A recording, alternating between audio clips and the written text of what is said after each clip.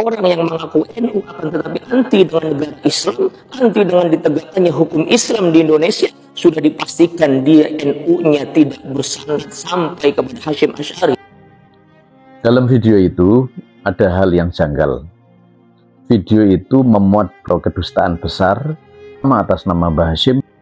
Atas nama Mbah Hasyim, dia mengatakan bahwa ketika ada orang NU tidak suka dengan negara Islam atau negara syariat, maka dia tidak bersanad sampai ke Mbah Hasyim. Ini kan kekonyolan besar. Ini sesuatu yang tidak terbukti dalam hal sejarah. Kalau dia orang NU, berarti dia tidak paham sejarah. Kalau dia orang HTI, berarti dia akan memprovokasi orang supaya masuk ke HTI dan berjargon khilafah atau negara Islam. Nah, mari kita luruskan yang pertama. Yang pertama, buktinya bahwa Mbah Hasyim itu tidak melegitimasi, tidak menyetujui, tidak mengamini negara syariat atau negara Islam adalah ketika beliau setelah mendengar ada Piagam Jakarta yang isi sila yang pertama ketuhanan dengan kewajiban menjalankan syariat Islam bagi pemeluk-pemeluknya. Beliau mendengar dari putranya namanya Mbah Wahid Hasyim. Mbah Wahid Hasyim ini putranya yang menyepakati Piagam Jakarta dan menghasilkan Piagam Jakarta kemudian dibawa ke beliau. Apa yang menjadi jawaban beliau? Ternyata beliau menyatakan tunggu dulu. Artinya tunggu dulu itu jangan lalu kemudian mengamini. Artinya beliau tidak menyetujui. Lalu beliau mengatakan saya akan riyadhah, saya akan merenung. Lalu dalam perenungan itu beliau sholat, beliau riyadhah, beliau berpuasa.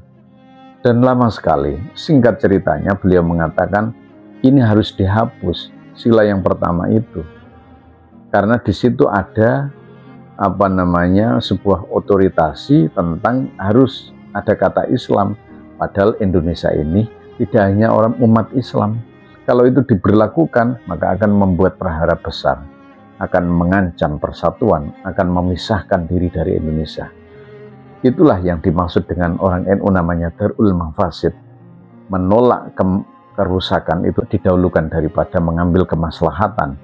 Lalu kemudian beliau mengatakan sila yang pertama, ketuhanan yang Maha Esa itu sudah representasi dari syariat Islam.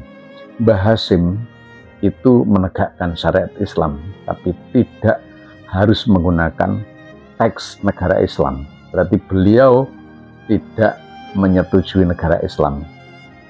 Mbah Maimun sendiri juga mengatakan begitu. Ini artinya bahwa bohongan yang pertama yang disampaikan oleh Ustadz ini, dia seakan-akan seperti orang NU, lalu menyampaikan kepada orang NU tentang keberadaan legitimasi Mbah Hasyim Asy'ari tentang negara syariat. Lalu dia menggiringnya ke khilafah dan ke Hizbut Tahrir. Padahal Mbah Hasyim Asy'ari tidak begitu. Sebuah kebohongan besar yang tidak boleh diikuti dan harus dilawan serta diluruskan.